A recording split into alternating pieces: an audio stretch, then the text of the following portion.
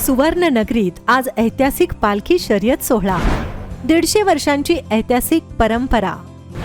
अत्यंत चित्तथरारक, रोमहर्षक असा हा पालखी शर्यत सोहळा.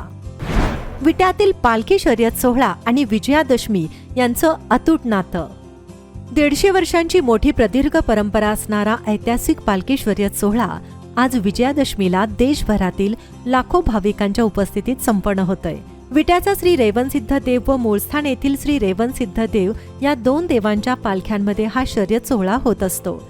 विजयादशमी म्हणजे आनंदोत्सव.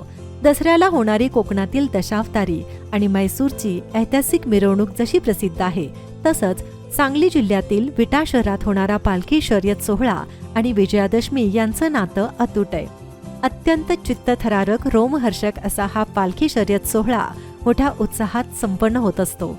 विट्याचा श्री रेवणसिद्ध देव व मूळस्थान येथील श्री रेवणसिद्ध देव या दोन देवांच्या पालख्यांमध्ये ही शर्यत होत असते. श्री रेवणसिद्धच्या नावानं चांग भल्याच्या गजरानं सुवर्णनगरीत दुमदुमून जाते.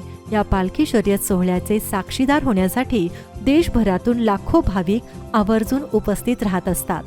पूर्वापार चालत आलेला हा ऐतिहासिक पालखी शर्यत सोहळा परंपरेप्रमाणे दरवर्षी मोठ्या भक्तिभाव व जातीय सोलोका राखून उत्साहात पार पडत असतो.